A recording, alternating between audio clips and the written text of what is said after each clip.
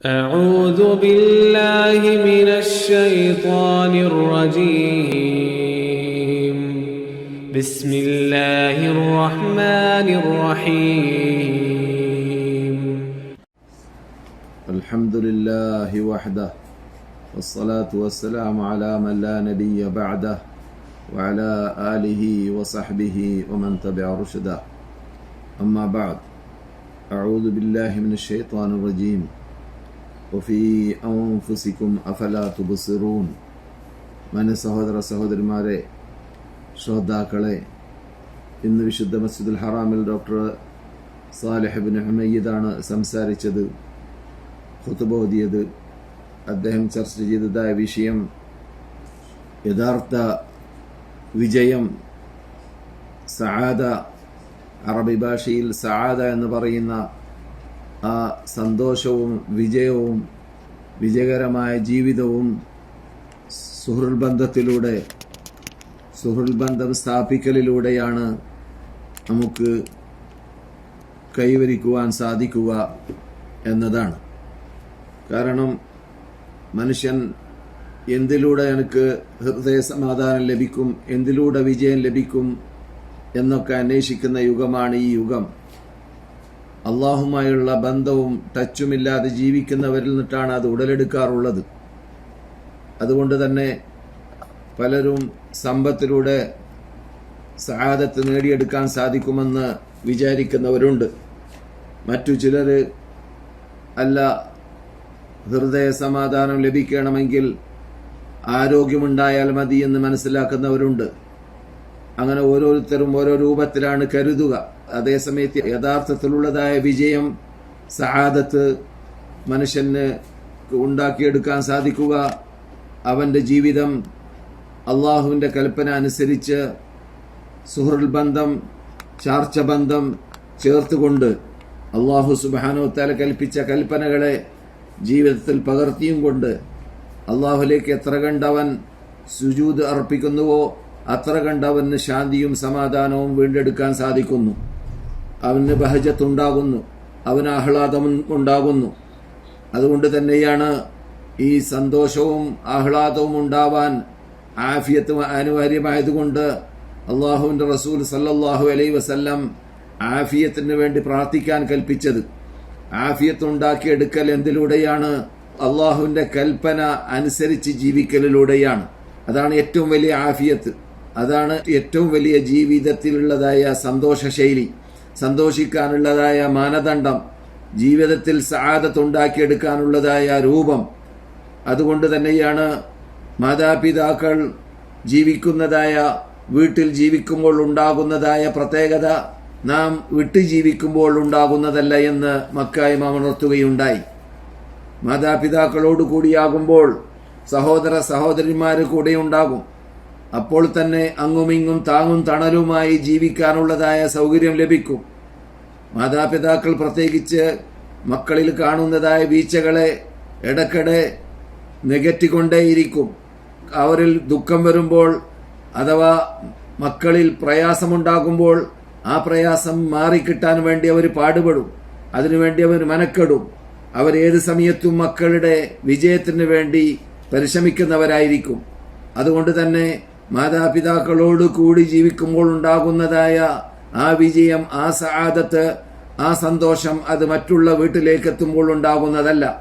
എത്രയോ പേർ അവരവരുടെ സ്വന്തം വീടാകുന്ന തറവാട് വീട് ഒഴിവാക്കി സ്വന്തം വീടുണ്ടാക്കാൻ വേണ്ടി പരിശ്രമിച്ചുകൊണ്ട് ആ സന്ദർഭത്തിൽ, ആ പരിശ്രമിക്കുന്ന സന്ദർഭത്തിൽ ഉമ്മയോടുകൂടി, വാപ്പയോടുകൂടി, ജ്യേഷ്ഠന്മാരോടുകൂടി, അനുജന്മാരോടുകൂടി ജീവിച്ച സന്ദർഭത്തിലുള്ളതായ ആ സആദത്ത്, ആ സന്തോഷം, ആ ആഹ്ലാദം എനിക്കിപ്പോൾ ലഭിക്കുന്നില്ലല്ലോ, അത് എന്നിൽ നഷ്ടപ്പെട്ടു പോയല്ലോ എന്ന് ഖേദിച്ചവരുണ്ട്, ദുഃഖിച്ചവരുണ്ട്. അത് യാഥാർത്ഥ്യമാണ്. അത് വീണ്ടെടുക്കുവാനും മടക്കിയെടുക്കാനും സാധിക്കുന്നതല്ല അവരോടൊപ്പമല്ലാതെ. കാരണം നമ്മുടെ ചോരബന്ധമുള്ളവർ എപ്പോഴും ഏത് കാലഘട്ടത്തിലും ഏത് രൂപത്തിലും നാം ചിന്തിക്കുകയാണെങ്കിൽ അവർ നമുക്ക് താങ്ങും തണലുമായിരിക്കും. നമുക്ക് വരുന്ന പ്രയാസത്തെ ദൂരപ്പെടുത്താൻ വേണ്ടി അവർ പരിശ്രമിക്കും. നമുക്ക് രോഗം ബാധിച്ചാൽ നമ്മെ അവർ സഹായിക്കും. അഥവാ നമ്മെ ഹോസ്പിറ്റലിലേക്ക് കൊണ്ടുപോകേണ്ടതുണ്ടെങ്കിൽ അത് ചെയ്യും, ചികിത്സിക്കേണ്ടതുണ്ടെങ്കിൽ അത് ചെയ്യും. അപ്രകാരം തന്നെ സാമ്പത്തിക ശേഷിയില്ലെങ്കിൽ അവർ നമ്മെ സഹായിക്കും. അങ്ങനെ ഏത് രൂപത്തിൽ പരിശോധിച്ച് നോക്കുകയാണെങ്കിലും നമ്മുടെ ജ്യേഷ്ഠാന്യന്മാരോടൊപ്പം നമ്മുടെ പെങ്ങന്മാരോടൊപ്പം ഉള്ളതായ ആ സുഹൃൽ ബന്ധം സ്ഥാപിക്കുക എന്നത് മഹാമാർഗമാണ്, മാധ്യമമാണ് സആദത്തിനുള്ളത് എന്നതാണ് മക്ക ഇമാം എന്ന് ഊന്നി പറഞ്ഞത്. അത് നാം യഥാർത്ഥത്തിൽ നമ്മുടെ ജീവിതത്തിൽ നമുക്ക് അനുഭവിച്ച് പരിചയമുള്ളതായ ഒരു സആദത്താണ്. ഈ സആദത്ത് ഇസ്ലാം നമുക്ക് പ്രേരണ നൽകിയതായ സആദത്താണ്. ഈ സആദത്ത് അഥവാ ഈ രൂപത്തിലുള്ളതായ ജീവിത രീതി അഥവാ ജീവിതം സുഖകരമായ, ആസ്വാദ്യകരമായ, വിജയകരമായ ജീവിതം ഉണ്ടാക്കി എടുക്കാൻ വേണ്ടി ഇസ്ലാം നമ്മെ പ്രേരിപ്പിച്ചിട്ടുണ്ട്. അതിന്റെ അർത്ഥം നാം തനിച്ച് താമസിക്കാൻ പാടില്ല എന്നല്ല. തനിച്ച് താമസിക്കേണ്ട നിർബന്ധിതാവസ്ഥ വരുമ്പോൾ അങ്ങനെ ചെയ്യാമെന്നല്ലാതെ, അതേ സമയത്ത് മാതാപിതാക്കളോടുള്ളതായ ഉത്തരവാദിത്വങ്ങളും അവരോട് ചെയ്യേണ്ടതായ സഹകരണങ്ങളും അവർക്ക് ചെയ്യേണ്ടതായ ഒത്താശകളും അവരിൽ നിന്നിട്ട് ലഭിക്കേണ്ടതായ ഹനാന്, അവരുടെ ആ നല്ല രൂപത്തിലുള്ള സമീപനം, അവരുടെ ആ നല്ല രൂപത്തിലുള്ളതായ സ്നേഹബന്ധം, അതൊക്കെ നേടിയെടുക്കണമെങ്കിൽ അത് അവരോട് കൂടിയായിരിക്കണം. അവരോട് കൂടിയാകുമ്പോൾ ആണ് നമുക്ക് ലഭിക്കുക എന്ന അർത്ഥത്തിലേക്കാണ്. അതെ, അപ്പോൾ ആ രൂപത്തിലുള്ളതായ ചാർച്ച ബന്ധത്തെക്കുറിച്ച് നാം ചിന്തിക്കുമ്പോൾ തീർച്ചയായിട്ടും യഥാർത്ഥ സുഹൃൽ ബന്ധം അത് നമ്മുടെ കുടുംബ ബന്ധത്തെ ശക്തിപ്പെടുത്തുക എന്നതിലൂടെയാണ്. എന്തെങ്കിലും പ്രശ്നമുണ്ടാകുമ്പോൾ ഇവിടെ സൗദി അറേബ്യയിൽ പ്രത്യേകിച്ച്, ലോകത്തിലാസകലം അത് ഉള്ളതായിരിക്കാം, പ്രത്യേകിച്ച് കേരളത്തിലും ഉണ്ടായിരിക്കാം. എന്തെങ്കിലും പ്രശ്നമുണ്ടാകുമ്പോൾ, അഥവാ ഉദാഹരണത്തിന് ഒരു വ്യക്തി ആക്സിഡന്റ് ചെയ്തു, അല്ലെങ്കിൽ മറ്റെന്തെങ്കിലും കൊല പോലത്തതായ അക്രമത്തിൽ പെട്ടുപോയി, അല്ലെങ്കിൽ പിഴവിൽ പെട്ടുപോയി, ആ സന്ദർഭത്തിൽ അതിന് നഷ്ടപരിഹാരമായി കൊടുക്കേണ്ടി വരുന്നതായ വലിയ തുക, വലിയ സംഖ്യ അത് സ്വന്തം വഹിക്കാൻ സാധിക്കുന്നതല്ല. സംശയമില്ല, പലർക്കും സാമ്പത്തിക ശേഷി ഇല്ലാത്തവരാണെങ്കിൽ. അങ്ങനെയുള്ള സന്ദർഭത്തിലെല്ലാം കുടുംബം ഇവിടെ പ്രത്യേകമായിട്ട് ഒരു ജംഇയ്യ ഉണ്ടാക്കിയിട്ട് ഏത് സമയത്തും കുടുംബത്തെ സമീപിച്ചാൽ കുടുംബമുണ്ടാക്കുന്ന ജംഇയ്യയെ, അഥവാ നമ്മുടെ നാട്ടിലൊക്കെ കുറിവെക്കുക എന്ന് പറയുന്നത് പോലെ, അവര് ഇവിടെ സഹായ സഹകരണത്തിന് വേണ്ടി ഉണ്ടാക്കുന്ന ഒരു ഫണ്ട് ഉണ്ടാവാറുണ്ട്. അങ്ങനെയുള്ള ഫണ്ട് ഉണ്ടാക്കുക എന്നത് സുഹൃൽ ബന്ധത്തിന്റെ ഒരു ഭാഗമായിട്ടാണ് ഇവർ കാണുന്നത്. അതുകൊണ്ട് തന്നെ ഏത് കുടുംബം പരിശോധിച്ച് നോക്കിയാലും, പേരെടുത്ത കുടുംബമാവട്ടെ സാധാരണ കുടുംബമാവട്ടെ, എല്ലാവരുടെ അടുക്കലും ആ രൂപത്തിലുള്ളതായ ഫണ്ട് നമുക്ക് കാണാവുന്നതാണ്. അതൊക്കെ സഹായ സഹകരണം ചെയ്യാനുള്ളതായ, അവരെ പ്രേരിപ്പിക്കാനുള്ളതായ ഒരു മാനദണ്ഡമായിട്ടും അതേസമയത്ത് ആ പരസ്പര സുഹൃൽ ബന്ധം സ്ഥാപിക്കുന്നതായ രൂപമായിട്ടാണ് നാം കാണാറുള്ളത്. അതിന്റെ പ്രത്യേകത നാം മനസ്സിലാക്കുമ്പോൾ ആണ് നമുക്കറിയാൻ സാധിക്കുക ചോരബന്ധത്തിന് അള്ളാഹു നൽകിയതായ ആ പ്രത്യേകത. അത് നാം സ്ഥാപിക്കുമ്പോൾ ഉണ്ടാകുന്നതായ ആ സന്തോഷകരമായ ജീവിതശൈലി അത് നമുക്ക് സ്ഥാപിച്ചു തരുന്നു, അത് നമുക്ക് അനുഭവിക്കാൻ സാധിക്കുന്നു, അത് നമുക്ക് ആസ്വദിക്കാൻ സാധിക്കുന്നു എന്നതാണ് യാഥാർത്ഥ്യം. അതെ, അപ്പോൾ നിന്റെ സഹോദരനെ നീ അവരിലുള്ളതായ വീഴ്ചകളെ അകറ്റാൻ വേണ്ടി നീ പരിശ്രമിക്കുന്നു. നീ അവനേക്കാൾ അറിവുള്ള ആളാണെങ്കിൽ നീ അവന് പഠിപ്പിക്കുന്നു. നീ അവനേക്കാൾ മതം പഠിച്ച ആളാണെങ്കിൽ നീ അവനെ ഉപദേശിക്കേണ്ട സമയത്ത് നീ അവന് ഉപദേശിക്കുന്നു. നീ അവന് രോഗം പിടിപെട്ട സന്ദർഭമാണെങ്കിൽ നീ തനിച്ചാകുമ്പോൾ, വിട്ടു താമസിക്കുമ്പോൾ ചിലപ്പോൾ അതിന് സാധിച്ചോളണമെന്നില്ല.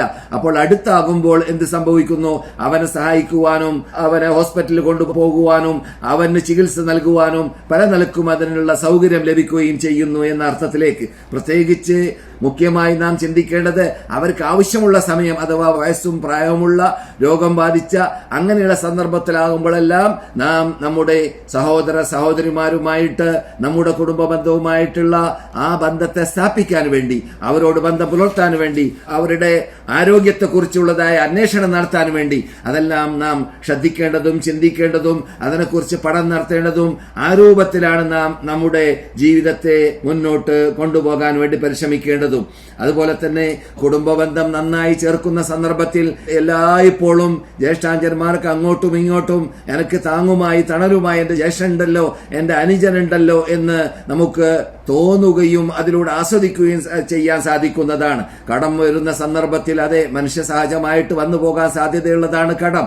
അങ്ങനെ കടത്തിൽപ്പെട്ടു പോകുന്ന സന്ദർഭത്തിൽ ആദ്യമായിട്ട് നമ്മെ സഹായിക്കാൻ മുന്നോട്ട് വരൽ നമ്മുടെ മാതാപിതാക്കളുടെ കസ്റ്റഡിയിൽ ജീവിച്ച് വളരുന്നതായ നമ്മുടെ ജ്യേഷ്ഠാഞ്ചന്മാരും പെങ്ങന്മാരും അങ്ങനെയുള്ളവരൊക്കെയാണ് എന്നതിൽ സംശയമില്ലല്ലോ. അതൊക്കെ ഇസ്ലാം നമുക്ക് ആ ബന്ധത്തെ സ്ത്രീകരിച്ച് സ്ഥാപിച്ചു പോകാൻ വേണ്ടിയുള്ള നിർബന്ധ കർശനമായ കൽപ്പന ഇസ്ലാം നൽകിയത് തന്നെ കൽപ്പിച്ചത് തന്നെ ഇതിന്റെ പിന്നിലുള്ളതായ ഈ മഹാ സആദത്ത് ലക്ഷ്യം വെച്ചുകൊണ്ടാണ്.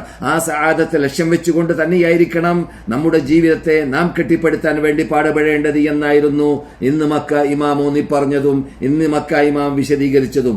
മഹാത്മാക്കളായ നബിമാരുടെ കാലഘട്ടത്തിൽ അവരുടെ ജീവിതത്തിൽ അവരുടെ സുഹൃത്ത് ബന്ധത്തെ അവരിൽ നിന്നിട്ട് നല്ലവര് അല്ലാത്തവരിലേക്ക് സമീപിച്ച സമീപനത്തെ കുറിച്ചൊക്കെ യൂസുഫ് നബി അലൈഹി ഇസ്ലാമിന്റെ ജീവിതത്തെ കണ്ണോടിച്ചുകൊണ്ട് സംസാരിക്കുകയുണ്ടായി മക്ക ഇമാം.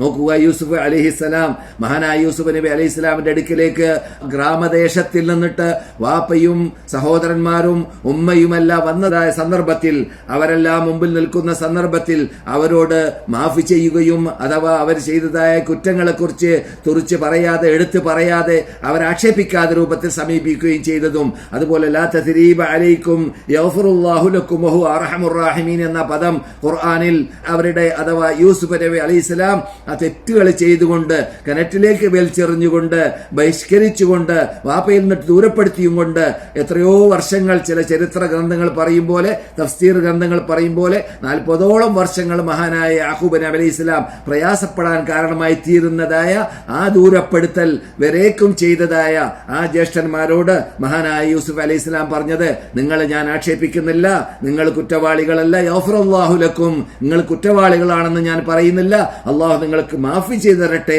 വഹുവ അർഹമുർ റഹീമീൻ, അങ്ങേയറ്റം അനുഗ്രഹിക്കുന്ന ആളാണ് റബ്ബുൽ ഇസ്സത്ത് ജല്ല ജലാലുഹു എന്നായിരുന്നു മഹാനായ യൂസുഫ് നബി അലൈഹിസ്സലാം അവരുടെ സഹോദരന്മാരോട് പറഞ്ഞത്. അപ്പോൾ ചോരബന്ധമുള്ളതായ ആ ബന്ധത്തിൽ ഇൽമും നുബുവത്തൊക്കെ ചേരുന്ന സന്ദർഭത്തിൽ തീർച്ചയായിട്ടും ആള് മാറും, തീർച്ചയായിട്ടും അത് പ്രകടമായി കാണുകയും ചെയ്യും, തീർച്ചയായിട്ടും അത് സഹോദര്യ ബന്ധത്തെ സ്ഥാപിക്കേണ്ടതുപോലെ സ്ഥാപിക്കാൻ അവർക്ക് സാധിക്കുന്നതും അതിൽ നമുക്ക് മാതൃക ഉൾക്കൊള്ളാൻ സാധിക്കുന്നതുമായ രൂപത്തിലുള്ളതായ ജീവിതം ജീവിക്കാൻ സാധിക്കുന്നതുമാണ്. യൂസുഫ് നബി അലൈഹി ഇസ്ലാമിൽ നമുക്ക് മഹാമാതൃകയുണ്ട്, അള്ളാഹുവിന്റെ ദൂതരിലെ പറഞ്ഞറിയിക്കേണ്ടതില്ല. വജാഅ ബിക്കും മിനൽ ബദവി മിൻ ബഅദി അൻ നസഗ ശൈത്താനു ബൈനി വബൈന ഇഖ്വതി എന്ന പദമാണ് മഹാനായ യൂസുഫ് നബി അലൈഹി ഇസ്ലാമിനെ കുറിച്ച് അല്ലാഹു സുബ്ഹാനഹു വതആല വിശുദ്ധ ഫുർഖാനിൽ അളീമിൽ സൂറത്ത് യൂസുഫിൽ സംസാരിച്ചപ്പോൾ പറഞ്ഞത്.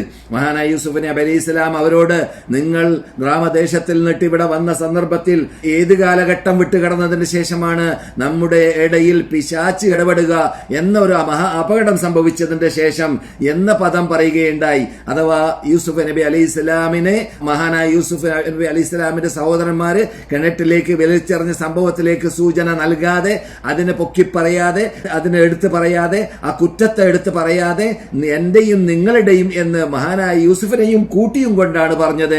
എന്റെയും നിങ്ങളുടെ ഇടയിൽ പിശാച്ച് ഇടപെട്ട് പിശാച്ച് പ്രയാസമുണ്ടാക്കിയതായ സന്ദർഭത്തിൽ ആ സന്ദർഭങ്ങളൊക്കെ വിട്ടുകടന്നതിന്റെ ശേഷം എന്നതാണ് പറഞ്ഞത്. അതുപോലെ തന്നെ മഹാനായ യൂസുഫ് നബി അലൈഹിസ്സലാം അവരുടെ സഹോദരന്മാരോട് അവർ ഭക്ഷണത്തിന് വേണ്ടിയിട്ട് മഹാനായ യൂസുഫ് നബി ഇസ്ലാമിന്റെ സാന്നിധ്യത്തിലേക്ക് വന്നതായ സന്ദർഭത്തിൽ അനുജനെ ആവശ്യപ്പെട്ടുകൊണ്ട് അങ്ങനെ അനുജനെ കൊണ്ടുവന്നു. അങ്ങനെ അനുജനെ കൊണ്ടുവന്നതിന് ശേഷം അവരുമായിട്ടുള്ളതായ ചർച്ചകൾ നടക്കുന്ന സന്ദർഭത്തിൽ അന യൂസുഫു ഹാദാ അഖി, അവിടെ ഏറ്റവും ആക്ഷേപിക്കേണ്ടതായ രംഗമായിരുന്നു.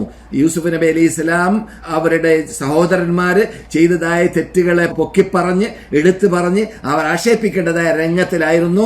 മഹാനായ യൂസുഫ് നബി അലൈഹി ഇസ്ലാമിനോട് അവര് ചോദിക്കുകയാണ്, നിങ്ങൾ യൂസുഫാണോ എന്ന് ചോദിച്ചപ്പോൾ, അതെ ഞാൻ യൂസുഫാണ്, ഇദ്ദേഹം എന്റെ സഹോദരനാണ്, അഥവാ എന്റെ ഉമ്മയും വാപ്പയും ഒത്തതായ സഹോദരനാണ്, കൂടെയുള്ളതായ ബുനിയാമീൻ എന്നതായ ആ സഹോദരനെ കുറിച്ച്. അപ്പോൾ അങ്ങനെ പറയുന്ന ആ രംഗം പാഠമാണ് നമുക്ക് പഠിപ്പിക്കുന്നത്. ഈ രംഗം കുറിക്കുന്നത് എന്താണ്? മഹാനായ യൂസുഫ് നബി അലൈഹി സ്വലാം അവിടെ അവരെ കുറ്റപ്പെടുത്തിയില്ല, അവരെ ആക്ഷേപിച്ചില്ല എന്നതാണ്. അതെ, ഇതൊക്കെ യൂസുഫ് നബി അലൈഹി സ്വലാമിന്റെ ആ സംഭവത്തെ മക്ക ഇമാം പറയാൻ കാരണം എന്തിനു വേണ്ടിയായിരുന്നു? അത് സഹോദര്യ ബന്ധം ഏത് രൂപത്തിലായിരിക്കണം നാം സ്ഥാപിക്കേണ്ടത്, അതിൽ മഹാനായ യൂസുഫ് നബി അലൈഹി സ്വലാമിൽ നമുക്ക് മാതൃകയുണ്ട് എന്ന് പറയാൻ വേണ്ടിയാണ്. ഇത് അഖ്റജനി മിനസ് സിജ്നി എന്നാണ് മറ്റൊരിടത്ത് മഹാനായ യൂസുഫ് അലൈഹി സ്വലാം പറഞ്ഞത്. എന്നെ അള്ളാഹു അനുഗ്രഹിച്ചു, എന്നെ കിണറ്റിൽ നിന്നിട്ട് പുറത്താക്കി എന്ന് പറയുന്നതിന് പകരം എന്നെ ജയിലിൽ നിന്നിട്ട് പുറത്താക്കിയതായ സന്ദർഭത്തെയാണ് മഹാനായ യൂസുഫ് നബി അലൈഹി സ്വലാം അവിടെ എടുത്തു പറഞ്ഞത്. അതേസമയത്ത് കിണറ്റിൽ എറിയപ്പെടുക, അവിടുന്ന് രക്ഷപ്പെടുക എന്നതൊരു മഹാനിഅമത്തായിരുന്നു. ആ നിഅമത്തിനെ അവരവിടെ എടുത്തു പറഞ്ഞില്ല. എന്തുകൊണ്ട്? ജ്യേഷ്ഠന്മാർക്ക് പ്രയാസം വരണ്ട എന്ന് മനസ്സിലാക്കിയും കൊണ്ട്. മഹാനായ മൂസാ നബി അലൈഹി സ്വലാം അവരുടെ സഹോദരിയിൽ നമുക്ക് മാതൃകയുണ്ട്. അവരുടെ സഹോദരി മൂസാ നബി അലൈഹി ഇസ്ലാമിന്റെ ഉമ്മ അള്ളാഹ് കൽപ്പിച്ചതനുസരിച്ചിട്ട് കടലിലേക്ക് അല്ലെങ്കിൽ പുഴയിലേക്ക് വലിച്ചെറിഞ്ഞതായ സന്ദർഭം നമുക്കറിയാമല്ലോ. ഖുർആനിൽ ആ സംഭവം ചരിത്രത്തെ നീട്ടി വലിച്ച് പറയുന്നുണ്ട്. ആ സന്ദർഭത്തിൽ മഹാനായ യൂസുഫ് നബി അലൈഹി ഇസ്ലാമിനെ ആരെ കയ്യിലാണ് പെടുത്തിയത്? ഫറോവയുടെ കുടുംബക്കാരുടെ ആ തറവാട്ടിലേക്കാണ് മൂസാ നബി അലൈഹി ഇസ്ലാം കുട്ടിയായ സന്ദർഭത്തിൽ പെട്ടുപോയത്. ആ സന്ദർഭത്തിൽ മുല ഒടിക്കുന്ന സന്ദർഭമായിരുന്നു. അത് ഒളിച്ചു നിന്നുകൊണ്ട് സഹോദരി വീക്ഷിച്ചതായ സന്ദർഭത്തെക്കുറിച്ച് ഖുർആൻ പറയുന്നുണ്ട്. അവരെ ദൂരെ നിന്ന് വീക്ഷിക്കുകയും എന്നിട്ട് അവിടെ എന്താണ് സംഭവിക്കുന്നതെന്ന് പരിശോധിക്കുകയും അങ്ങനെ അവിടെയുള്ള സ്ത്രീകൾ നിന്നിട്ട് ആരിൽ നിന്നിട്ട് മുല കുടിക്കാൻ സമ്മതിക്കാത്തതായ മൂസാ നബി അലൈഹി ഇസ്ലാം ആ സന്ദർഭത്തിൽ ഈ സഹോദരി അവിടുന്ന് എനിക്കറിയാം അവർക്ക് പറ്റിയ അവർ മുല കൊടുത്ത പാൽ സ്വീകരിക്കുന്നതായ സ്ത്രീകളെ എനിക്ക് പരിചയമുണ്ട് എന്ന് പറഞ്ഞുകൊണ്ട് അവിടെ മഹദിയായ ആ സഹോദരി മൂസാ നബി അലൈഹി ഇസ്ലാമിന്റെ സഹോദരി മൂസാ നബി അലൈഹി ഇസ്ലാമിനെ രക്ഷപ്പെടുത്താൻ വേണ്ടി പരിശ്രമിച്ചതായ ആ രംഗത്തെക്കുറിച്ച് ഖുർആൻ പറയുന്ന ഭാഗത്തിലേക്ക് സൂചന നൽകിയും കൊണ്ട് ഇന്ന് മക്ക ഇമാമ് ചർച്ച ചെയ്യുകയുണ്ടായി. എന്തിനു വേണ്ടിയാണ്? ആ രൂപത്തിലാണ് പ്രശ്നങ്ങൾ ഉണ്ടാകുമ്പോൾ, പ്രയാസങ്ങൾ ഉണ്ടാകുമ്പോൾ സഹോദരിമാരെ പരസ്പരം അങ്ങുമിങ്ങും സഹായ സഹകരണത്തോടു കൂടി ജീവിക്കാൻ വേണ്ടി പാടുപെടേണ്ടത് എന്നത് പറയാൻ വേണ്ടിയായിരുന്നു മഹാനായ മൂസാ നബി അലൈഹി ഇസ്ലാമിന്റെ ആ ചരിത്രത്തെ ഇന്ന് മക്ക ഇമാമ് ഖുതുബയിൽ ഷോർട്ടാക്കിയിട്ടാണെങ്കിലും സൂചന നൽകിയത്. അപ്പോൾ അല്ലാഹു സുബ്ഹാനഹു വ തആല മഹാനായ മൂസാ നബി അലൈഹി ഇസ്ലാമിനെ നബിയാക്കാൻ ദൂതരാക്കാൻ തീരുമാനിച്ചുകൊണ്ട് അവിടെ സൈനായിൽ നിന്നിട്ട് വെടിയെറിയാൻ വേണ്ടി കൽപ്പിച്ചതായ ആ രംഗത്തിൽ ഞാൻ അല്ലാഹു ആണെന്ന് മൂസാ നബിയോട് പറയുകയും മൂസാ നബിയെ കലീമാക്കുകയും അല്ലാഹുവിനോട് സംസാരിക്കാനുള്ളതായ ചാൻസ് ഭൂമിയിൽ നിന്നിട്ട് ലഭിച്ചതായ ഒരു മഹാ നേതൃത്വമാക്കി മാറ്റുകയും ഇതൊക്കെ ചെയ്തതായ ആ രംഗത്തിൽ മഹാനായ മൂസാ നബി അലൈഹി സലാം അവിടെ നിന്ന് പ്രാർത്ഥിച്ചത് എന്തായിരുന്നു? റബ്ബി ഇശ്റഹ് ലി സദ്രി വയസ്സിർ ലി അംരി വഹ്ലുൽ ഉഖ്ദതം മിൻ ലിസാനി യഫ്ഖഹു ഖൗലി എന്ന് പറഞ്ഞുകൊണ്ട് ഹാറൂന അഖി ഉഷ്തുദ് ബിഹി അസ്രി വഅശ്രികുഹു ഫി അംരി എന്നായിരുന്നു മഹാനായ മൂസാ നബി അലൈഹി സലാം ആഗ്രഹിച്ചിരുന്നത്, പ്രാർത്ഥിച്ചിരുന്നത് റബ്ബുൽ ഇസ്സത്ത് ജല്ല ജലാലുവിനോട്. എന്റെ സഹോദരനായ ഹാറൂനിനെ എന്റെ കൂടെ നിയോഗിക്കണം റബ്ബേ, അതിന്റെ ദൂതരായിട്ട് തന്നെ നിയോഗിക്കണം റബ്ബേ, എന്റെ കൂടെ പങ്കാളിയാക്കി മാറ്റണം റബ്ബേ, എന്നിട്ട് എനിക്ക് സഹായിയായിട്ട് എനിക്ക് സഹകരിക്കുന്ന വ്യക്തിയാക്കി മാറ്റണം റബ്ബേ എന്നൊക്കെ മഹാനായ മൂസാ നബി അലൈഹിസ്സലാം മഹാനായ ഹാറൂൻ നബി അലൈഹി ഇസ്ലാമിനെ കൂടെ കൊണ്ടുപോകാൻ വേണ്ടി നബിയായി സെലക്ട് ചെയ്യാൻ വേണ്ടി വസീറാക്കി സെലക്ട് ചെയ്യാൻ വേണ്ടി ആവശ്യപ്പെട്ടു. അല്ലാഹു സുബ്ഹാനഹു വ തആല ദൂതരാക്കി തന്നെ നിയോഗിക്കുകയും ചെയ്തു എന്നതാണല്ലോ സംഭവം. ഇതൊക്കെ പഠിപ്പിക്കുന്നത് ആ സഹോദര്യ ബന്ധം, സുഹൃൽ ബന്ധം എത്രമാത്രം കട്ടിയുള്ളതായി മാറുന്നു, ശക്തിയുള്ളതായി മാറുന്നു അത് ശരിക്കും ഉപയോഗപ്പെടുത്തുമ്പോൾ എന്നതാണ്. അതാണ് നാം പരസ്പരം ചാർച്ചബന്ധം മുറിക്കാതെ രൂപത്തിൽ ചാർച്ചബന്ധം ചേർത്തുകൊണ്ട് ഏതെല്ലാം രൂപത്തിൽ അവരുമായിട്ട് സഹകരിക്കാൻ അഥവാ സ്വന്തം ജ്യേഷ്ഠാഞ്ചന്മാരുമായിട്ട് സഹകരിക്കാൻ സാധിക്കുന്നുവോ അങ്ങനെ നാം പരിശ്രമിക്കുകയാണെങ്കിൽ അതിലൂടെ നമുക്ക് വിജയകരമായ അസ്വാദ്യകരമായ ജീവിതം കൈവരുത്താൻ സാധിക്കുന്നതാണ് എന്നതിലേക്ക് ആണ് ഇന്ന് മക്ക ഇമാമ് നമ്മുടെ ശ്രദ്ധയെ ക്ഷണിച്ചത്. അത് നാം ശ്രദ്ധിക്കേണ്ട ഭാഗമാണ്. നാം കഴിവിന്റെ പരമാവധി എത്ര ദൂരമാണെങ്കിലും അവരെ അടുപ്പിക്കാൻ പറ്റുന്ന യുഗത്തിലാണ് ഇന്നത്തെ ആധുനിക മാധ്യമങ്ങളിലൂടെ ജ്യേഷ്ഠന്മാരെയും അനുജന്മാരെയും പെങ്ങന്മാരെയും കുടുംബ മെമ്പർമാരെയും എല്ലാം അടുപ്പിച്ചുകൊണ്ട് അവരുമായി സഹകരിച്ചുകൊണ്ട് അവർക്ക് ചെയ്യേണ്ട ഒത്താശകൾ ചെയ്തുകൊണ്ട് ജീവിക്കാനുള്ളതായ മാധ്യമങ്ങളും ചുറ്റുപാടുകളും റബ്ബുൽ ഇസ്സത്തി ജല്ല ജലാലുഹു നമുക്ക് ഉണ്ടാക്കി തന്നതായ യുഗത്തിൽ ജീവിക്കുന്ന കാലഘട്ടങ്ങളിൽ ഇത്രയും നിർബന്ധമായി അല്ലാഹു സുബ്ഹാനഹു വ തആല നമുക്ക് പഠിപ്പിച്ചതായ ആ സഹോദര്യ ബന്ധത്തെ നമ്മുടെ റസൂലുള്ളാഹി സ്വല്ലല്ലാഹു അലൈഹി വസല്ലം പഠിപ്പിച്ചതായ ആ സഹോദര്യ ബന്ധത്തെ സ്ഥാപിക്കാൻ വേണ്ടി നാം അത് ഉപയോഗപ്പെടുത്തണം എന്നതാണ് ഇവിടെ മനസ്സിലാക്കേണ്ടത്. അതെ, പരസ്പരം അങ്ങുമിങ്ങും എന്താണ് അവർക്ക് ആവശ്യമുള്ളത്, എന്താണ് അവരിൽ കുറവുള്ളത്, എന്താണ് അവർക്ക് നിർബന്ധമായി ഇപ്പോൾ ആവശ്യമുള്ളത് എന്നതൊക്കെ അങ്ങുമിങ്ങും അന്വേഷിച്ചു കൊണ്ടിരിക്കേണ്ടതും ഏത് സമയത്തും നല്ല ആസ്വാദ്യകരമായ ജീവിതമായി മാറണമെങ്കിൽ വീട് കുഴപ്പമില്ലാതെ, ശബ്ദ കോലാഹലമില്ലാതെ അഥവാ വക്കാണമില്ലാത്ത കുഴപ്പമില്ലാത്ത ജീവിതമായി മാറണം എന്നർത്ഥം. അങ്ങനെയുള്ള ജീവിതമായി മാറാൻ നല്ല സഹോദര്യ ബന്ധം നിലനിർത്താനും സ്ഥാപിക്കുവാനും അത് ദീനിനെ ആസ്പദമാക്കിയിട്ട് കെട്ടിപ്പടുത്തുവാനും പരിശ്രമിച്ചാലേ സാധിക്കുകയുള്ളൂ എന്നാണ് മക്ക ഇമാം ഊന്നി പറഞ്ഞത്. എത്രയോ സഹോദര ബന്ധം പുലർത്തേണ്ടതായ സഹോദര സഹോദരിമാര് അങ്ങും ഇങ്ങും ബന്ധമില്ലാതെ ജീവിക്കുന്നവരായിട്ട് നമുക്ക് കാണാറുണ്ട്. ചിലപ്പോൾ പെരുന്നാളിൽ വരേക്കും അവരുമായിട്ടുള്ളതായ സന്ദർശനമോ അല്ലെങ്കിൽ ഈദ് മുബാറക്കോ പറയാനുള്ളതായ ഭാഗ്യമില്ലാത്തതായ ഗതികെട്ടവരെ ചിലരിൽ കാണാറുണ്ട്. അങ്ങനെയുള്ള മരവിച്ച ചിന്താഗതികളും മരവിച്ച ശൈലികളും മരവിച്ച സ്വഭാവങ്ങളും നമ്മളിൽ ഉണ്ടാവാൻ പാടുള്ളതല്ല എന്ന് മക്ക ഇമാം ഊന്നി പറയുകയുണ്ടായി. ചില കുടുംബത്തെക്കുറിച്ച് കേൾക്കാറുണ്ട്, അവരുടെ പരസ്പര ബന്ധത്തെക്കുറിച്ച് അറിയാറുള്ളത് മരണം വരുന്ന സന്ദർഭത്തിലായിരിക്കും. അതുവരേക്കും അവരെക്കുറിച്ച് അന്വേഷിക്കാറ് തന്നെയില്ല. അഥവാ രോഗം വർഷങ്ങൾ ചിലപ്പോൾ പിടിച്ചു കാണും, രോഗശൈലിയിൽ കിടന്നു കാണും, ജ്യേഷ്ഠനോ അനുജനോ പെങ്ങളോ, എന്നിട്ട് അവസാനം മരണപ്പെട്ടു എന്ന് കേൾക്കുമ്പോൾ ആ മരണപ്പെടുന്ന സന്ദർഭത്തിൽ മാത്രം അവരുമായിട്ട് അവരെ കുടുംബമായി കാണാൻ വേണ്ടി പോകുന്നവരെ കാണാറുണ്ട്. അങ്ങനെയുള്ള യുഗത്തിലാണ് നാം ജീവിക്കുന്നത്. ഈ പട്ടണ യുഗം എന്ന പേരിൽ അറിയപ്പെടുന്ന യുഗത്തിൽ ആ രൂപത്തിലുള്ളതായ സമീപനം വരെ ചിലരിൽ കാണാറുണ്ട്. അത് മഹാ ദുഷ്യവശമാണ്, മഹാ പാടില്ലാത്ത രൂപമാണ്. അത് മുസ്ലിങ്ങളിൽ ഉണ്ടാവാൻ പാടുള്ളതല്ല എന്ന് പ്രത്യേകം ഉണർത്തുകയുണ്ടായ മക്ക ഇമാം. യുക്തിയുക്തം ഹിക്മത്തോടു കൂടി നല്ല ബുദ്ധി ഉപയോഗിച്ചുകൊണ്ടായിരിക്കണം നമ്മുടെ കുടുംബ ബന്ധത്തെ, നമ്മുടെ ചാർച്ച ബന്ധത്തെ സ്ഥാപിക്കാൻ വേണ്ടി നാം പാടുപെടേണ്ടത്.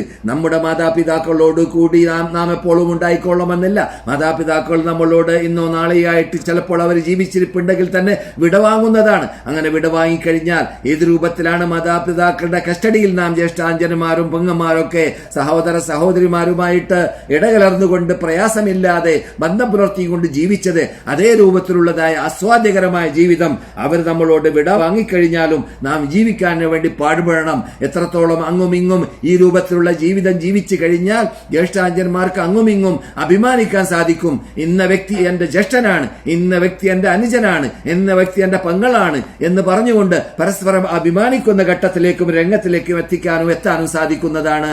അങ്ങനെയുള്ള ജീവിത ശൈലിയായിരുന്നു, ജീവിത രീതിയായിരുന്നു നബിമാരെല്ലാം ജീവിച്ചത്, അവരുടെ സഹോദരന്മാരോട് അവർ പെരുമാറിയത് എന്ന് നാം മനസ്സിലാക്കുമ്പോൾ അവരിൽ നാം മാതൃക കൈക്കൊള്ളണം എന്ന അർത്ഥത്തിലേക്കാണിത്. മക്ക ഇമാം ഓതിയതായ ആയത്തിൽപ്പെട്ടതായിരുന്നു ഞാൻ നിങ്ങളെ കേൾപ്പിച്ചതായ റബ്ബി ഇശ്റഹ് ലി സദ്രി വയസ്സിർ ലി അംരി എന്നതായ ആയത്ത്.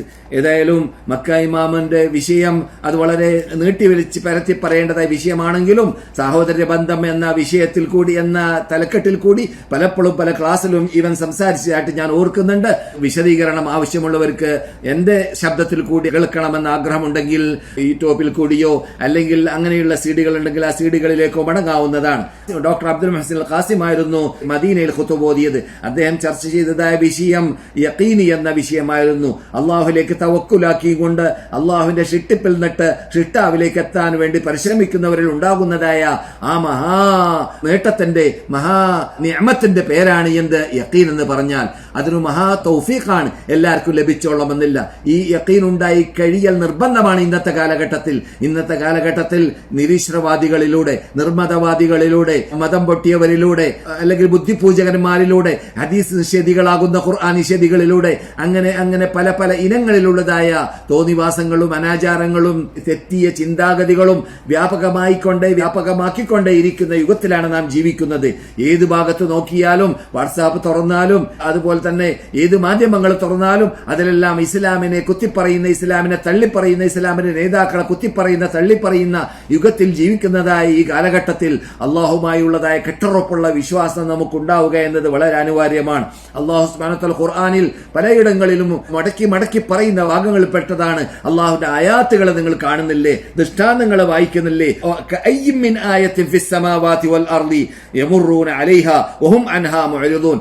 എത്ര ദൃഷ്ടാന്തങ്ങളാണ് ആകാശങ്ങളിലും ഭൂമികളിലും, അതിലൂടെ ആകാശത്തിലും ഭൂമിയിലും അവരതിൽ കൂടി വിട്ടുകിടക്കുന്നു. പക്ഷെ അവരെ അശ്രദ്ധരായിട്ടാണ് വിട്ടുകിടക്കുന്നത്. അതിൽ നിന്നിട്ട് പഠിക്കേണ്ട പാഠം അവർ പഠിക്കുന്നില്ല എന്ന് ഖുർആനിൽ വിശുദ്ധ ഫുർഖാൻ അലീമിൽ സൂറത്ത് യൂസുഫിന്റെ അവസാനത്തിൽ അല്ലാഹു സുബ്ഹാനഹു വ തആല പറഞ്ഞതായ ഭാഗം ഇവിടെ ശ്രദ്ധേയമാണ്. അങ്ങനെയുള്ളതായ ആയത്തുകളൊക്കെ ഇന്ന് മദീന ഇമാം ഓതിയതായ ആയത്തിൽപ്പെട്ടതാണ്. അല്ലാഹു സുബ്ഹാനഹു വ തആല ഖുർആനിൽ വഫിൽ അർദി ആയാത്തുൽ ലിൽ മൂഖിനീൻ, ഈഖാൻ അല്ലാഹു സുബ്ഹാനഹു വ തആല വിശുദ്ധ ഖുർആൻ അലീമിന്റെ തുടക്കമാകുന്ന സൂറത്തുൽ ഫാത്തിഹ കഴിഞ്ഞ ഉടനെയുള്ളതായ ആ സൂറത്തുൽ ബഖറയിൽ തന്നെ പറഞ്ഞതായ ഭാഗമാണ് ഈഖാൻ. വബിൽ ആഖിറതി ഹും യൂഖിനൂൻ, ആഖിറം കൊണ്ട് അവർ പട്ടാങ്ങാക്കുന്നവര്, കടുകട്ടിയുള്ള വിശ്വാസം, അതാണ് ഈഖാൻ. ഏത് നിലക്കും പതരാത്ത പാദത്തോടുകൂടി ചിതരാത്ത ചിത്തത്തോടുകൂടി എന്ന് നാം പറയാറുള്ളത് പോലെ ഏത് നിലക്കും പതരാത്ത രൂപത്തിലുള്ളതായ ഒരു യക്ഷക്ക് വന്നു പോകാത്ത രൂപത്തിലുള്ളതായ കെട്ടുറപ്പുള്ള വിശ്വാസത്തെക്കുറിച്ചാണ് ഈഖാൻ എന്ന് പറയുക. ആ ഈഖാൻ നമ്മളിൽ ഉണ്ടായാൽ മാത്രമാണ് നമുക്ക് ഇന്നത്തെ കാലഘട്ടത്തിൽ പ്രത്യേകിച്ച് ഈ ആധുനിക ഇസ്ലാമിന്റെ ശത്രുക്കളാകുന്ന, ഇസ്ലാമിനെ തകർത്താൻ വേണ്ടി പരിശ്രമിക്കുന്ന, അത് സംഭവിക്കുന്നതല്ല. ഇസ്ലാം തകരുകയില്ല, ഇസ്ലാം ഉയർന്നുകൊണ്ടേ ഇരിക്കും, ഇസ്ലാം ലോകവ്യാപകമായി കൊണ്ടേ ഇരിക്കും. ലിയുദ്ഹിറഹു അലദ്ദീനി കുല്ലിഹി, സർവ്വ മതത്തിനെയും മികച്ചു നിൽക്കും എന്നൊക്കെ അല്ലാഹു സുബ്ഹാനഹു വ തആല പറഞ്ഞ മതമാണ് ഈ മതം. അതിനെ ആർക്കും അങ്ങനെ ഒന്നും കാട്ടാൻ സാധിക്കുന്നതല്ല. എങ്കിലും നമ്മെ സംബന്ധിച്ചിടത്തോളം നമ്മുടെ ഈമാൻ ശക്തിയുള്ള, കട്ടിയുള്ള ഈഖാനോട് കൂടിയുള്ളതായി മാറിക്കഴിഞ്ഞാൽ നമ്മളുടെ ഈമാനിനെ കാറ്റിൽ തൂക്കപ്പെട്ടതായ തൂവലുപോലെയാകുന്നതായ ഈമാനാക്കി മാറ്റുക, അതിനുവേണ്ടിയാണ് പരിശ്രമിക്കുന്നത് ഇസ്ലാമിന്റെ ശത്രുക്കൾ. അങ്ങനെയുള്ള ഈമാനായി നാം മാറിപ്പോകരുത്. നമ്മുടെ ഈമാന് കെടുകട്ടിയുള്ളതായ ഈമാനായി മാറണം. എന്തെങ്കിലും ചിന്താഗതികൾ കേൾക്കുമ്പോൾ, എന്തെങ്കിലും നിരീശ്വരവാദികളുടെ തത്വങ്ങൾ കേൾക്കുമ്പോൾ, എന്തെങ്കിലും ഹദീസ് നിഷേധികളുടെ നൊടിന്യായങ്ങൾ കേൾക്കുമ്പോൾ, അല്ലെങ്കിൽ ഖുർആൻ നിഷേധികളെ കുറിച്ച് വല്ലതും കേൾക്കുമ്പോൾ അത് ശരിയായിരിക്കുമോ എന്ന് തോന്നിപ്പോകരുത്. തോന്നിപ്പോകാത്ത രൂപത്തിലുള്ള കടുകട്ടിയുള്ള ശക്തിയുള്ള ഈമാനായിരിക്കണം.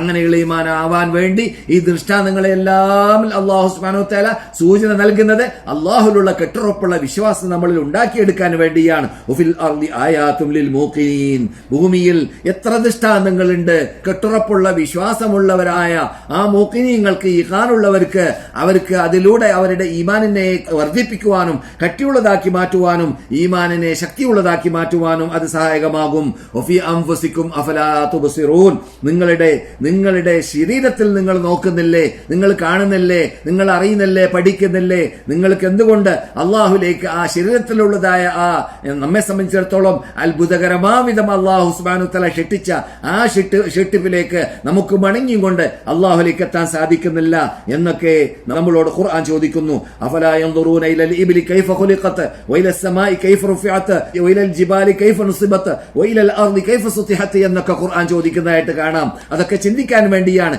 അതൊക്കെ പഠിക്കാൻ വേണ്ടിയാണ്, അതൊക്കെ ഈഖാനും കെട്ടുറപ്പും ഉള്ളതായ വിശ്വാസത്തിന്റെ ഉടമകളായി നാം മാറാൻ വേണ്ടിയാണ്, നമ്മെ അങ്ങനെ മാറ്റാൻ വേണ്ടിയാണ് അള്ളാഹു ചോദിക്കുന്നത്. അഫലാ യൻദുറൂന ഇലൽ ഇബ്ൽ, ഈ ഖുർആൻ ഇറങ്ങിയ നാട്ടിൽ അവർ ഉപയോഗിക്കുന്ന വാഹനങ്ങളിൽ ഏറ്റവും വലിയ അത്ഭുത വാഹനമായിരുന്നു മരുഭൂമിയിലുള്ളതായ അത്ഭുത വാഹനമാകുന്ന ആ ഒട്ടകത്തെ കുറിച്ച് അള്ളാഹു ചോദിക്കുകയാണ്. അതിന്റെ അത്ഭുതങ്ങളെ കുറിച്ച് ഇന്ന് ഈ ആധുനിക യുഗത്തിൽ പോലും അതിനെ പഠനം നടത്തിയിട്ട് ശാസ്ത്രജ്ഞന്മാർ പറയുന്നതായ ഭാഗങ്ങളൊക്കെ നിങ്ങൾക്ക് പലപ്പോഴും കേട്ട് പരിചയമുണ്ടായിരിക്കും. അങ്ങനെയുള്ള അത്ഭുത സൃഷ്ടിയിലേക്ക് സൂചന നൽകിക്കൊണ്ട് അള്ളാഹു ചോദിക്കുകയാണ്, അതിനെ നിങ്ങൾ കാണുന്നില്ലേ? നിങ്ങൾ അതിന്റെ മീതെ കയറിയിട്ട് സഞ്ചരിക്കുന്നുണ്ടല്ലോ, അതിന്റെ സൃഷ്ടിപ്പിനെ കുറിച്ച് നിങ്ങൾ ചിന്തിച്ചിട്ടുണ്ടോ?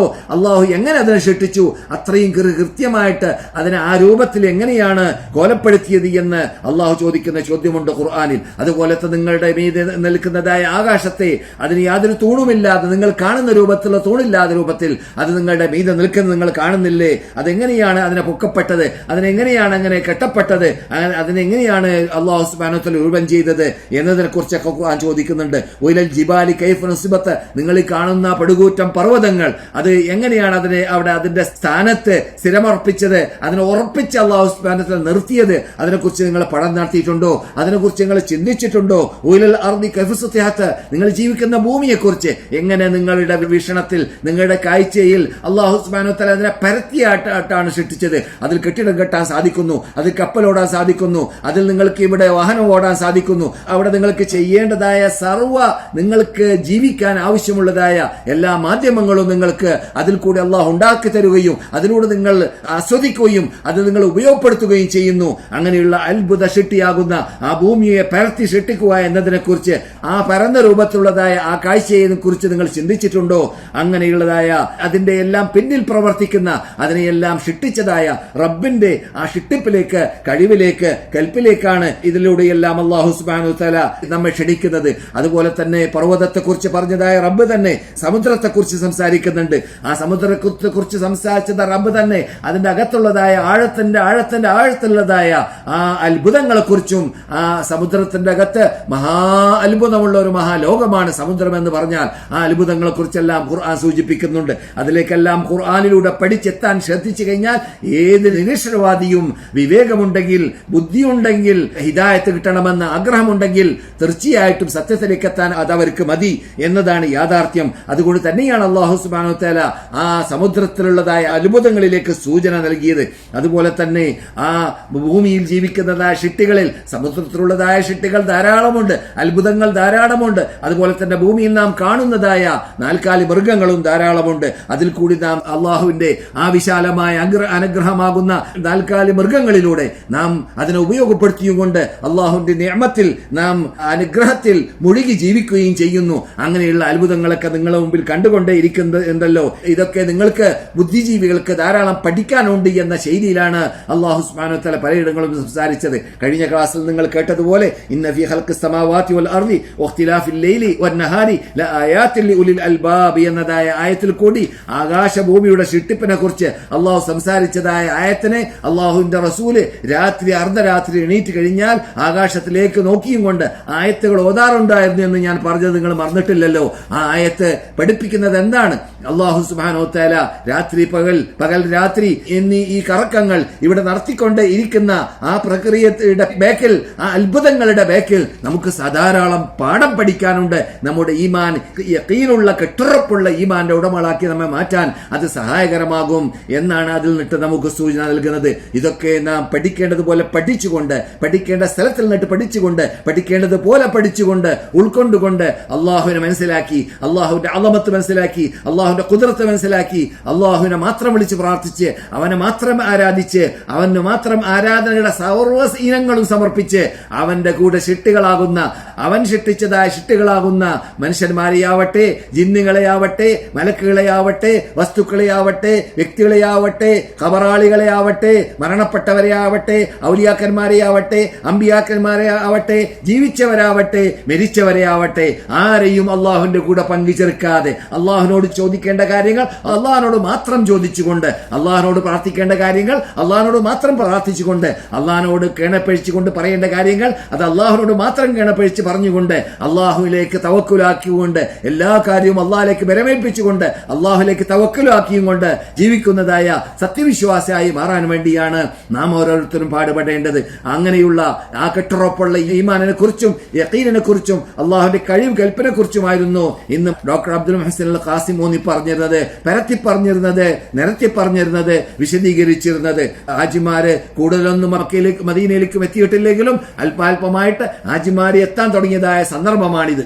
ഇങ്ങനെയുള്ള സന്ദർഭത്തിൽ ഹാജിമാര് വളരെ ശ്രദ്ധിക്കേണ്ട കാര്യം, പ്രത്യേകിച്ച് മലയാള ഭാഷ പറയുന്ന, എന്റെ ഭാഷ അറിയുന്ന ഹാജിമാര്, ഈ ഭാഷയിൽ ഈ നാട്ടിൽ താമസിക്കുന്ന പണ്ഡിതന്മാരിൽ നിന്നിട്ട് ധാരാളം മലയാളികൾ പല രൂപത്തിലും പല ശൈലിയിലുമെല്ലാം അവർ ദഅവത്ത് നടത്തിയതായ കേസറ്റുകളും സിഡികളും അപ്രകാരം തന്നെ യൂട്യൂബിലും മറ്റും പ്രസംഗങ്ങളും ധാരാളം കേൾക്കാനും കാണാനും സാധിക്കുന്നതാണ്. അത്തരം കാര്യങ്ങളിലേക്ക് മടങ്ങിയിട്ട് എനിക്ക് അറിഞ്ഞില്ല, എനിക്ക് മനസ്സിലായില്ല, ഞാൻ പഠിച്ചിട്ടില്ല എന്ന് ഒഴിവുകൾ പറഞ്ഞിട്ട് അള്ളാന്റെ മുമ്പിൽ, ജനങ്ങളുടെ മുമ്പിലോ അള്ളാന്റെ മുമ്പിലോ പറഞ്ഞാൽ അതിന് ഒരു വിലയും നിലയുമില്ല അള്ളാന്റെ അടുക്കൽ. കാരണം നിസ്കരിക്കാൻ പോകുന്നവൻ നിസ്കരിക്കാൻ പഠിച്ച് നിസ്കരിക്കണം, നോമ്പ് പിടിക്കാൻ പോകുന്നവൻ നോമ്പ് നോക്കേണ്ടത് എങ്ങനെയാണെന്ന് പഠിച്ച് നോമ്പ് പിടിക്കണം. എന്നതുപോലെ തന്നെ ഹജ്ജ് ചെയ്യാൻ വരുന്ന സന്ദർഭത്തിൽ ഞാനിപ്പോൾ വയസ്സാണല്ലോ, ഞാൻ കിളവനാണല്ലോ, ജനങ്ങൾ കാട്ടും പോലെ കാട്ടാം എന്ന് മനസ്സിലാക്കിയാൽ പറ്റുന്നതല്ല. ഓരോരുത്തരും ബുദ്ധിയോടുകൂടി ശരിക്കും മനസ്സിലാക്കി ഉൾക്കൊണ്ടുകൊണ്ട് പഠിച്ച്, ആ നിർബന്ധമായ ബാധ്യതയാണ് ഹജ്ജ്. അത് ഫർളാണ്, അത് റുക്കുനാണ്, ഇസ്ലാമിന്റെ നെടും തൂണിൽ ഒന്നാണ്. അത് അങ്ങനെ തന്നെ മനസ്സിലാക്കിയിട്ട് ഇസ്ലാം പഠിപ്പിച്ചത്, റസൂലുള്ളാഹി ഹജ്ജ് ചെയ്ത് കാണിച്ചു കൊടുത്തത് എന്നത് പഠിക്കാൻ വേണ്ടി ഓരോരുത്തരും പാടുപെടുക. അങ്ങനെയുള്ള റസൂൽ ഹജ്ജ് ചെയ്ത് രൂപം പഠിപ്പിക്കുന്ന, സഹാബാക്കൾ ഹജ്ജ് ചെയ്ത് രൂപം പഠിപ്പിക്കുന്ന, സലഫ് സാലിഹ്യങ്ങൾ എങ്ങനെയാണ് റസൂലുള്ളാഹി ഹജ്ജ് ചെയ്തത് എന്ന് വിശദീകരിക്കുന്ന ധാരാളം പണ്ഡിതന്മാരും ധാരാളം പ്രബോധകന്മാരും ധാരാളം പ്രസംഗിമാരും നമ്മുടെ മുമ്പിൽ ഉണ്ടായിരിക്കവേ അത് നാം ഉപയോഗപ്പെടുത്താതെ, ഞാൻ അപകടത്തിൽ പെട്ടുപോയി, ഞാൻ തെറ്റ് ചെയ്തു പോയി, എനിക്ക് അറിഞ്ഞില്ല ഹജ്ജ് ചെയ്യാൻ, എനിക്ക് അറിഞ്ഞില്ല ഉംറ ചെയ്യാൻ എന്നൊക്കെ ഒഴിവുകൾ പറഞ്ഞാൽ അള്ളാഹുവിന്റെ അടുക്കൽ അത് വില പോകുന്നതല്ല. അള്ളാഹു ചിലപ്പോൾ സ്വീകരിച്ചോളമെന്നില്ല. അതുകൊണ്ട് വളരെ ശ്രദ്ധ ചെലുത്തണം. ഹാജിമാര്, ഹജ്ജുമ്മമാര് അവർ ചെയ്യാൻ പോകുന്നതായ ഹജ്ജ് അള്ളാഹുവിന്റെ അടുക്കൽ സ്വീകാര്യോഗ്യമായ ഹജ്ജായി മാറുവാനും ഉംറയായി മാറുവാനും അപ്രകാരം സിയാറത്ത് റസൂലുള്ളാഹിന്റെ നാട്ടിലേക്ക് ഇപ്പോൾ എത്തിയതായ ധാരാളം ഹാജിമാരെ കുറിച്ച് കേൾക്കാൻ സാധിച്ചു. ആ ഹാജിമാർ ഇവിടെ മദീനയിലേക്ക് എത്തുന്ന സന്ദർഭത്തിൽ, റസൂലുള്ളാഹിന്റെ പള്ളിയിൽ എത്തുന്ന സന്ദർഭത്തിൽ എന്താണ് റൗള, എന്താണ് റസൂലുള്ളാഹി സ്വല്ലല്ലാഹു അലൈഹി വസല്ലം ഖബർ, അത് രണ്ടുമായുള്ള വ്യത്യാസം എന്താണ്, റൗളയുടെ പ്രത്യേകത എന്താണ്, റസൂലുള്ളാഹിന്റെ ഖബറിന്റെ അടുക്കൽ ഏത് രൂപത്തിൽ നിൽക്കണം, അവരുടെ എങ്ങനെ സലാം പറയണം എന്ന് മാത്രമല്ല മദീനയിൽ എന്തൊക്കെ സന്ദർശിക്കാനുണ്ട്, ഔദ്യോഗികമായിട്ട് സന്ദർശിക്കാൻ അനുവദിക്കുന്നത് ഏതൊക്കെയുണ്ട്, അതിൽ പ്രതിഫലം കിട്ടുന്നത് ഏതൊക്കെയുണ്ട്, അതിൽ നിന്നിട്ട് എന്താണ് പാഠം പഠിക്കേണ്ടത് എന്നീ കാര്യങ്ങളൊക്കെ പഠിപ്പിച്ചിരുന്നതായ പണ്ഡിതന്മാർ നമ്മുടെ മുമ്പിലുണ്ട്. അങ്ങനെയുള്ള പണ്ഡിതന്മാരിൽ നിന്നിട്ട് കേട്ടിട്ട് അനാചാരമില്ലാത്ത, തോന്നിവാസമില്ലാത്ത, അനിസ്ലാമിക ശൈലിയില്ലാത്ത, അള്ളാഹുവിനെ മാത്രം വിളിച്ച് പ്രാർത്ഥിക്കുന്ന വിഭാഗം, ഖുർആൻ അനുസരിച്ച്, വിശുദ്ധ ഫുർഖാൻ അദീം അനുസരിച്ച്, വിശുദ്ധ സുന്നത്ത് അനുസരിച്ച്, റസൂലുള്ളാഹിന്റെ ഹദീസ് അനുസരിച്ച് കാര്യങ്ങൾ ഗൗരവത്തോടു കൂടി പഠിപ്പിച്ചു കൊടുക്കുന്ന പണ്ഡിതന്മാരെ പ്രതീക്ഷിക്കുക, അവരെ കാണുക, അവരെ സമീപിക്കുക.